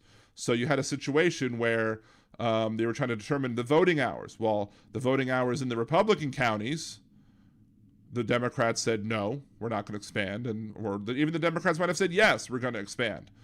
Well, we're fine with expanding it. And then it was 4-0. If it happened 4-0, then fine, you expanded the votes. But even if they didn't, then the Secretary of State would be like, okay, I'm breaking the tie. We're extending the voting period. But then in Democratic counties, you had the Republicans say, nope, we're not extending the voting time. And the Secretary of State said, nope, we're not extending the voting time. So it's real situations that happened in Ohio where Republicans were allowed to have more time to vote than Democrats. I mean, it's right out there wide in the open. And they don't care because they know they can get away with it. Because nobody calls them out on their BS. And guess what? We're going to be calling them out on their BS. That's one of the things that we're going to be doing with this, to protect the vote. And by protecting the vote, it's not just about protecting liberals. It protects everybody's vote by making sure that everybody has the ability to cast a ballot when they're supposed to make sure that everybody's say is fair and equal. That helps. That means everybody gets the same vote, and that's positive for everybody. So I'm not trying to take away power so that the Democrats have an unfair advantage. I'm trying to take away the Republicans' preset unfair advantage. Let's see. Congress is like NASCAR going so left, says that he's 3 dogs. Yeah, whatever. Let's keep going down. There's Finkel right. There's a society we have to protect. This is why large cities don't have electric representation that rural areas do. What? I don't understand what that means. It sounds like what Demonox is saying, less people deserve more representation. That's part of the reason why I support adding seats to Congress, because Wyoming has unfair say in everything federal wise, and some of it's by design because of the 2 votes in the Senate. But the congressional the original founding fathers never wanted that to be that different. That they wanted the House of Representatives to be the people's house. They wanted to be an equitable and fair representation of the population of each state. Now, you can't do what they had and would have it like, one out of every 10,000 votes or whatever representative vote in Congress or whatever it was, whatever the amount was back then. I have to look it up. But back then, you had shorter ones. And you also needed congressional districts back then because states were so big and transportation was not as easy as it is today. But, now that we have easier means to get around, we don't necessarily need those districts. But again, that's not what we're talking about with Stop the Coup. It's just my pet peeve. But, with Wyoming, if you're going to have congressional districts the size of Wyoming, then the congressional districts, then we should need 100 more congressional districts to make up for that fact. And people in Wyoming shouldn't get to have more say or disproportionate say just because they're from Wyoming. For the people, of the people, by the people, more representation. You're trying to say the minority deserves more say is what Demonox is criticizing Finkel for. This isn't about minority. Oh, it's scrolled up on me again. There you go. Gentrification is the word I was looking for. Thank you, Demonox.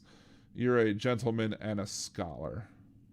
Finkel to right. This isn't about minority, but strong country. You need innovation and value.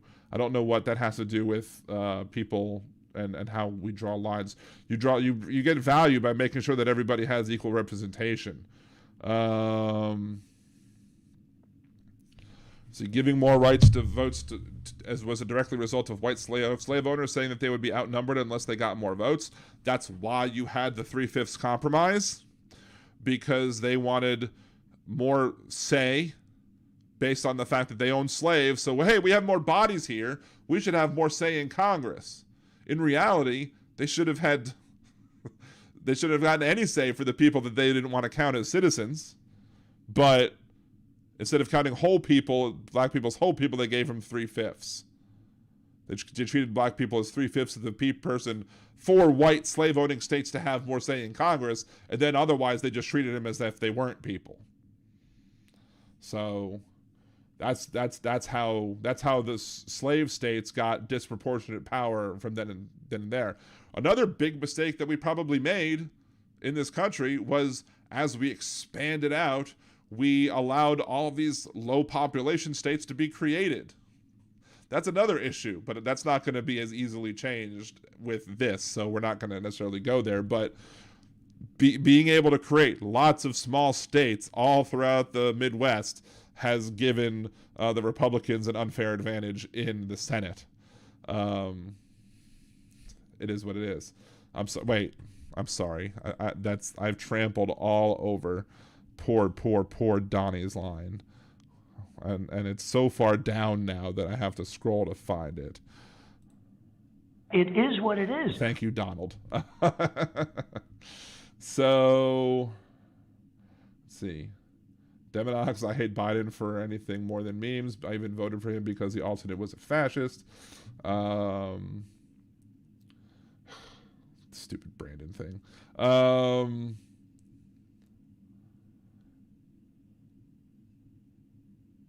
See, Dan thinks Kyle Rittenhouse is a white supremacist.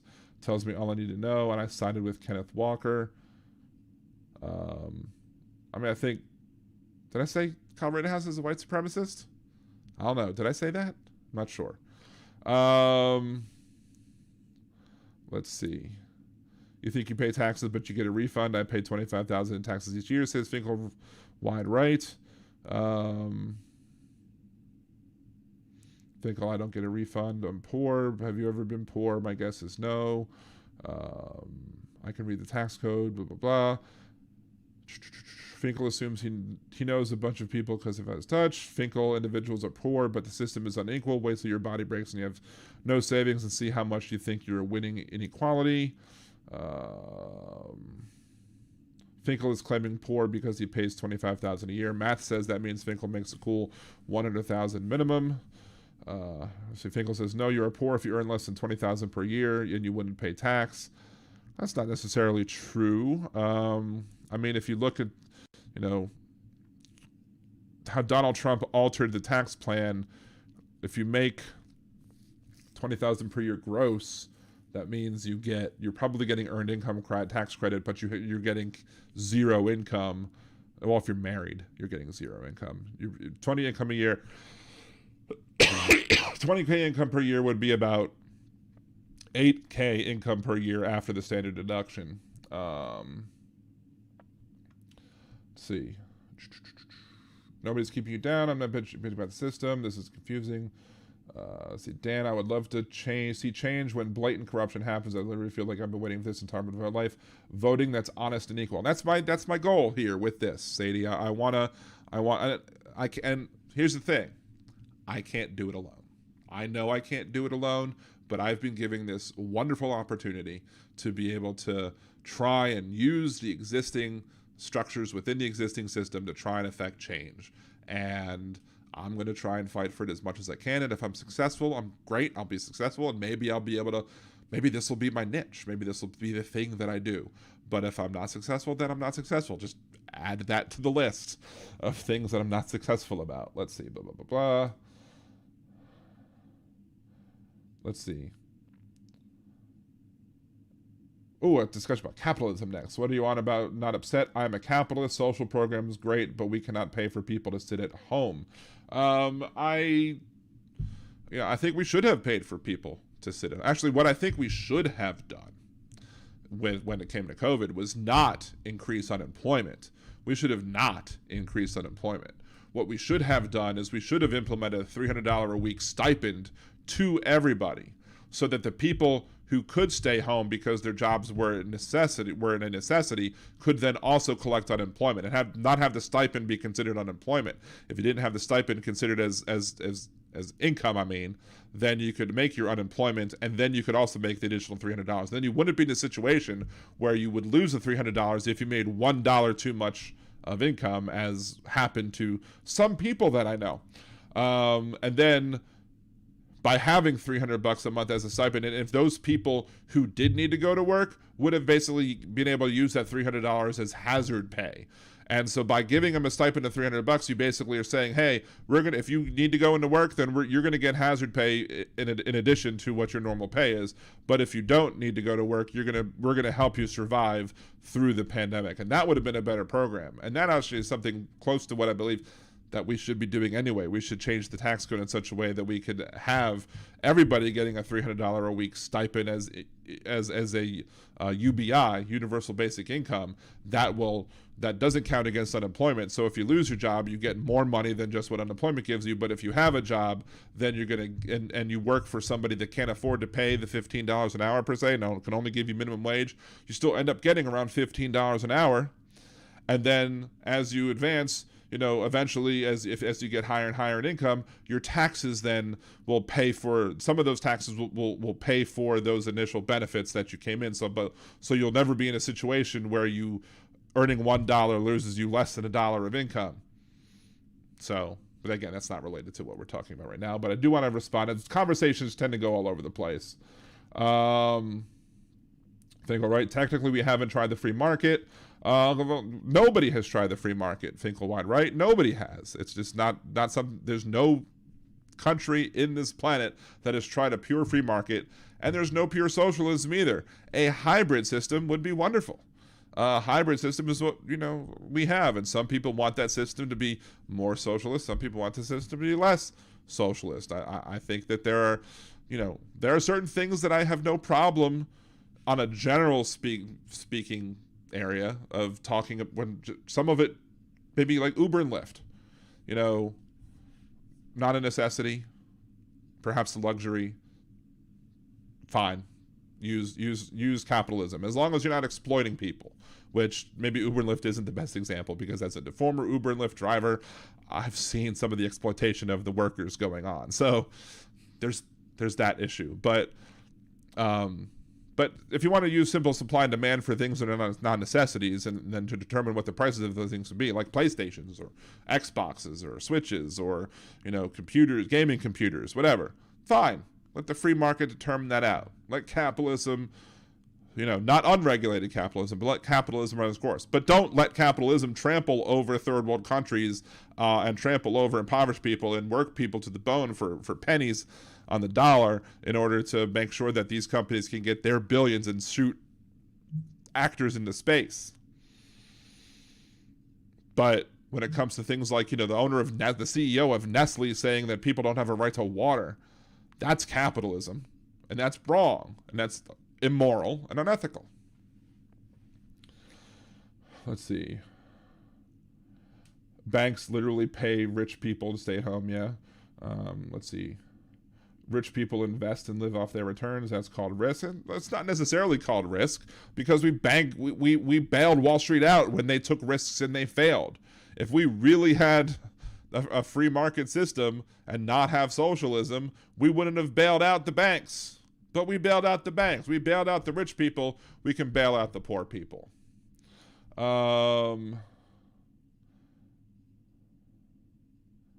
Sadie Sins, it's an effort worth trying, and thank you for bringing it to our attention. I appreciate it, and I know I can believe in y'all, and I know y'all will support it more than you need to, which I appreciate, and I love y'all for it, and you'll probably support it and share it more than anybody else.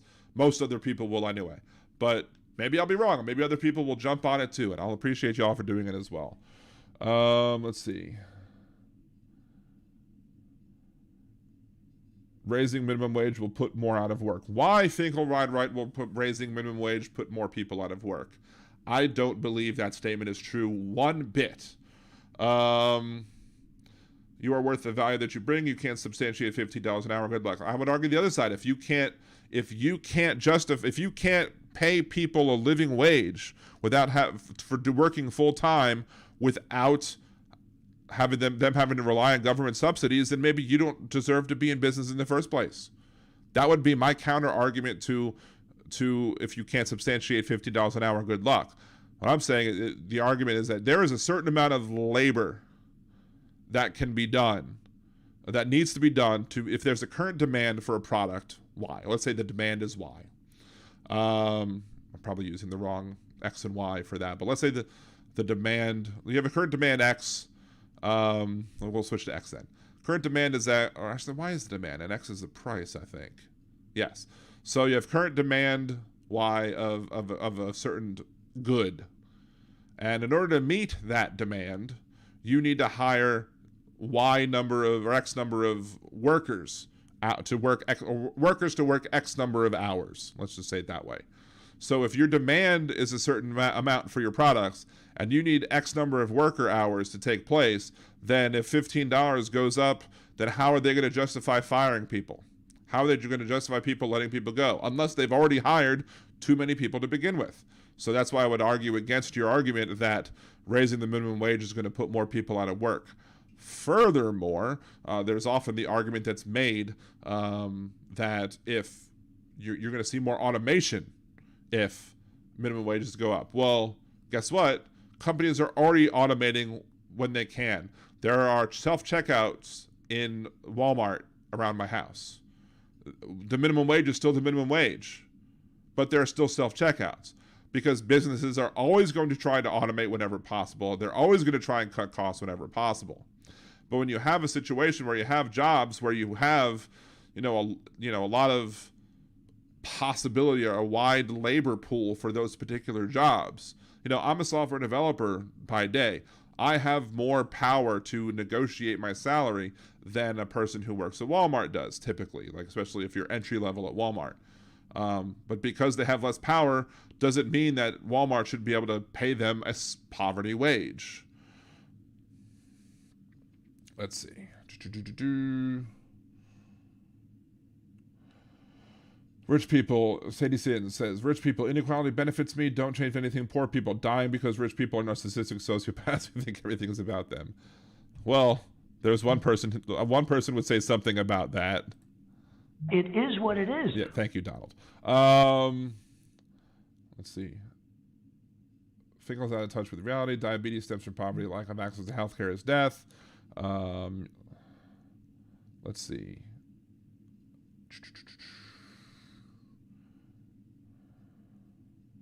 The Supplement of 300 is gone and there's still no jobs. Proof it wasn't stopping anybody from working. There you go. Automation puts people out of work. Like reality check. It was automation, I know. So I lost my job and I don't know the rhyme. Sorry. Companies will hire and pay the people who can substantiate that value, but a great portion of the country will not make the cut. I mean, but there's also not a reason for why people should be forced to starve or forced to not be able to live, because companies can't afford to pay them a living wage. So you go to McDonald's, you order on a computer. Yeah, there are many times on McDonald's where I have ordered on a computer. But that's the thing. And McDonald's is still paying the minimum wage. There's still a minimum wage, except for the fact that now that people are not wanting to work for those slave wages, and McDonald's has to pay higher. They're now advertising higher salaries or higher hourly wages because they know that they can't get the workers to come in for that amount of money. So it's working. The workers are revolting, not in a disgusting way, but in a revolt way. And they're basically saying, we're not putting up with these low wages anymore. You're going to have to pay us more if you want us to get in to come into work. Take into consideration during the natural gas boom in North Dakota, I believe that's the correct state, you had a situation where they could not get people to work at the McDonald's or the Burger King or the Wendy's or what have you, because the oil or the natural gas fields and the jobs that were paying the natural gas fields, you could be anybody off the street, come get trained and work for them and make a good amount of money. So nobody wanted to work at McDonald's or Burger King for $7.50 an hour because they could make much more than that in the natural gas fields. So what happened? McDonald's and Burger King, Wendy's said, hey, we're going to increase our pay. We're going to pay everybody $15 an hour starting, and even more if you're a manager or whatever. And guess what happened to the price? Not much. It didn't go up that much at all, because there's this certain thing called price elasticity of demand. And if the demand for the good, if there are substitutes for the good, and that means that demand for the good is not going to necessarily is going to change a lot if you increase your price. If you're price elastic, and if you're price inelastic, then the demand for good won't change as much. So Finkel, right, if you aren't given a handout, you will do what's needed to better yourself.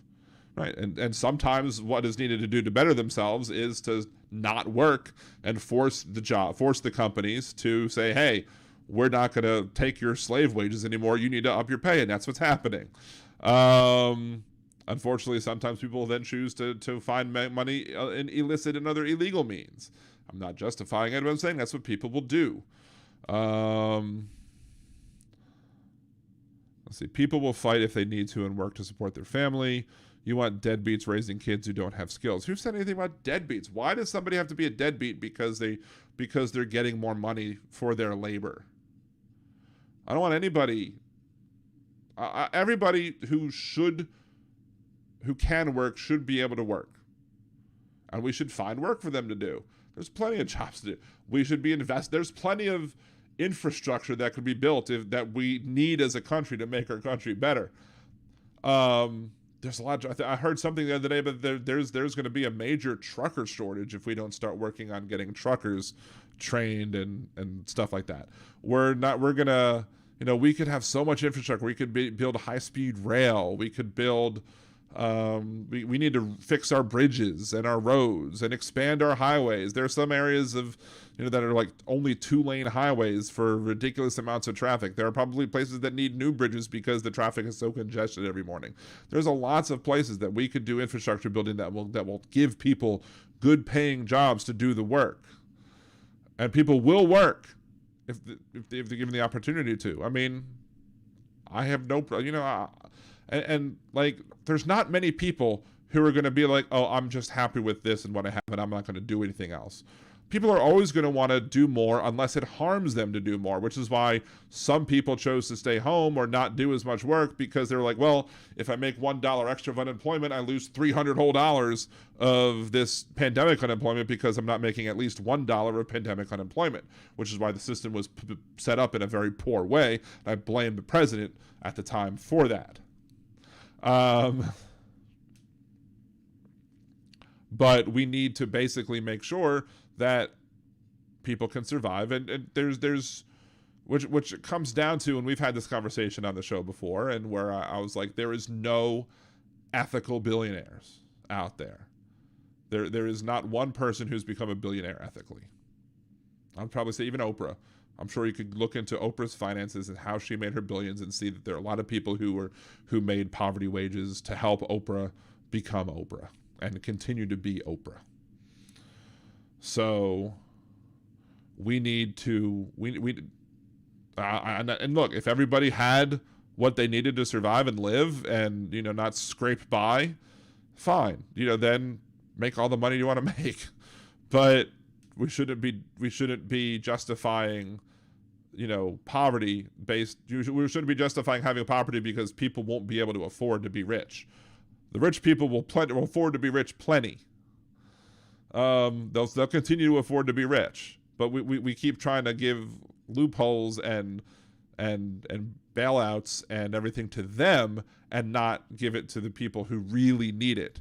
Like you're more than happy giving billions of dollars of tax giveaways to billion-dollar corporations like Amazon to be able to, you know, be incentivized to go in a certain area of town, but you're not willing to write off people's student loans. Like, it's ridiculous. You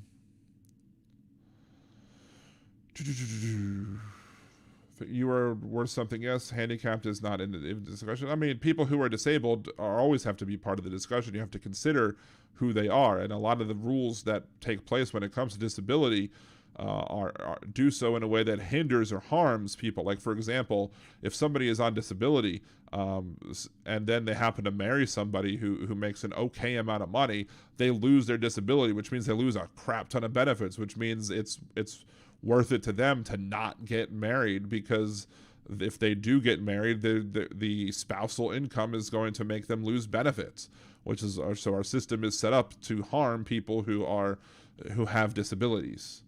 Now, think, all right, you're saying we're talking about able-bodied individuals who do not make any effort to take care of the family. I mean, you might be talking about that. We have to talk about everybody when we're talking about income equality. When we're talking about the ability to support people, we have to take everything into consideration. Now, maybe that's just because I'm a software developer and I'm always thinking about the boundary conditions.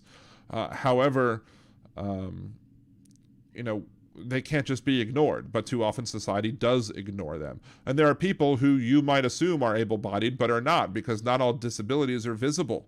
There are plenty of disabilities that are not visible, and you don't know, you don't see them, you know, but they exist and they're there, and they need to also be taken seriously, and they need to be taken into consideration as we're talking about the issues that we'd raise. If you only talk about the rule and not the exceptions to the rule, you're going to fail to create policy that fits everybody, and policy should fit everybody. It's not always one size fits all. Raising the minimum wage is the only way to increase disabled people's income, I'm sure, because it's tied to cost of living and stuff like that. And Finkel wide, right? I think that you might be seeing some of these issues, you know, some of these people, because it can be frustrating when, you know, people are trying to say, hey, this is what, you know, we believe, and you're kind of just saying, well, we're not talking about those people. Well, maybe they want to talk about those people. Maybe that's an issue that's part of societal pay. You know, if we're talking about pay within our society, and maybe they want to make sure that those people are taken care of. So what's your position, Finkel, just to make sure, if you want somebody to make an argument against your real position, what is your position? State your position clearly so that I can make an argument against it if I disagree with it.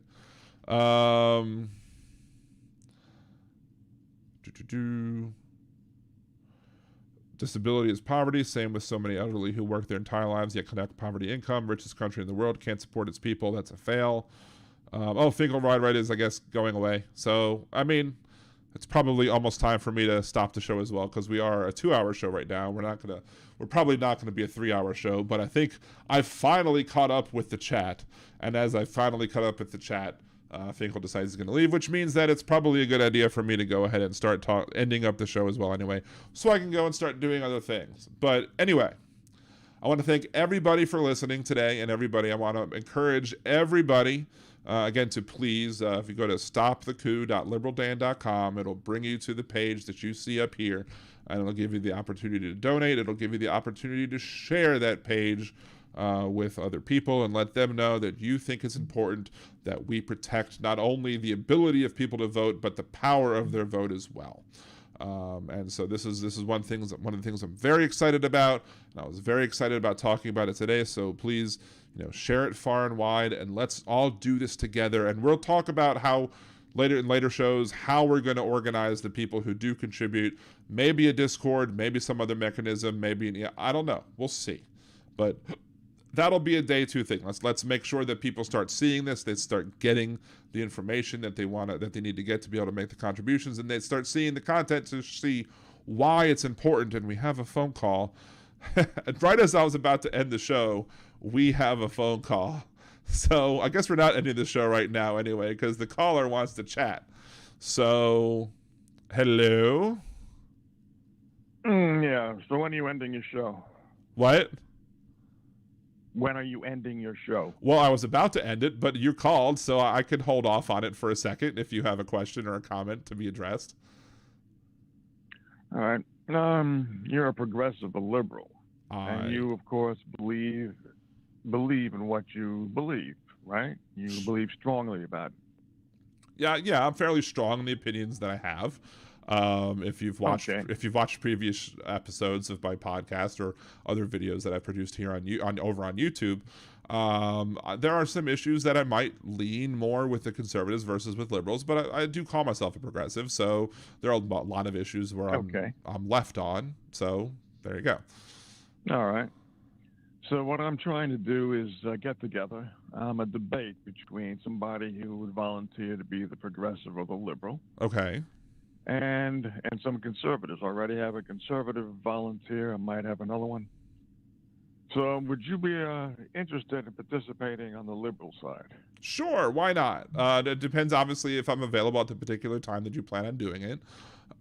But I'd be, I mean, I'm always happy to have a open discussion about the topics that you want to do. What I would suggest is send me an email, liberaldanradio@gmail.com.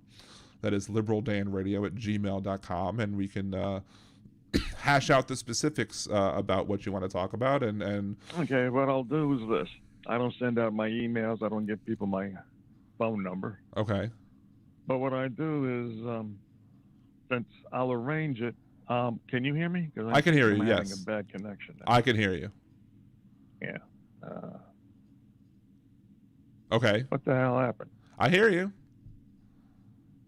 Jesus. I can hear you. Can you hear me? Can anybody on YouTube hear me? It could be a Blog Talk Radio thing, because sometimes on Blog Talk Radio, oh, we lost the caller, unfortunately. Oh, well.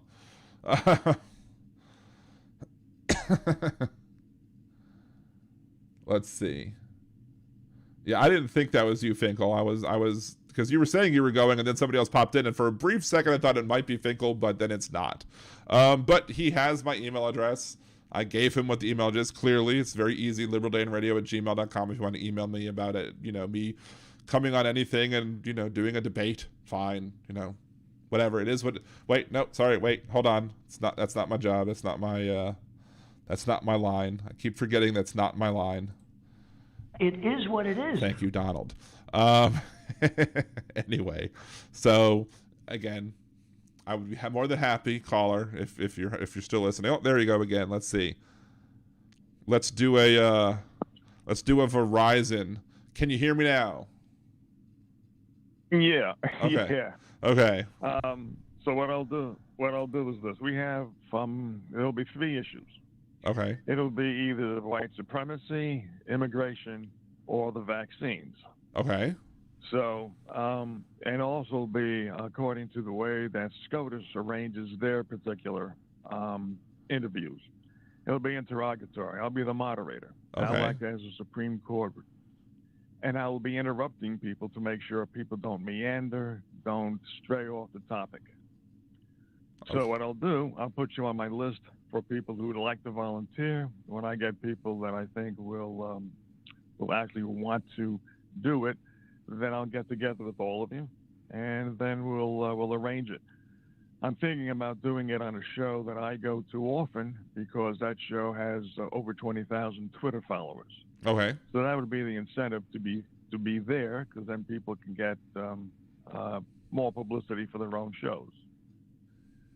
So if you're up to it, then good. I'll put you on a list, and when I get some other conservatives together and some other liberals together, then I'll arrange it. I do not send people my email or give people my phone number, because on the internet and on Blog Talk Radio, it's not a wise thing.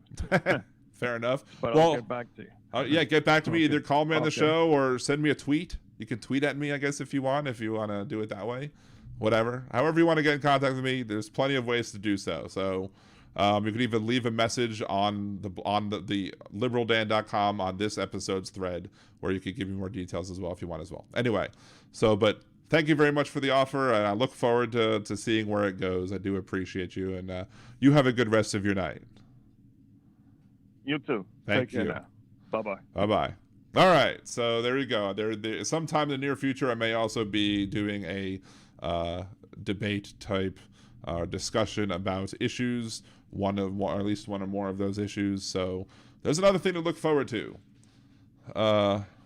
Caller has a sexy voice. Give me them digits, baby. I had the digits right in front of me, but I would be wrong in giving out those digits without his consent, because consent is key. Consent is a very important thing, and Liberal Dan Radio supports consent. And I'm very disappointed that you would say that the caller had a sexy voice. You should say the host has a sexy voice.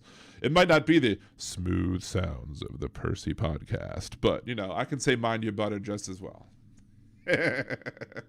Shout out to my little brother, the host of the most, Nimbus Yosh, with the Percy podcast, as well as all the Liberal Dan Radio patrons at the time, including Chris, Cesar, and the first Deminox. So again, I very much appreciate everybody listening to the show today. Again, share. Go to stopthecoup.liberaldan.com. Share it with your friends.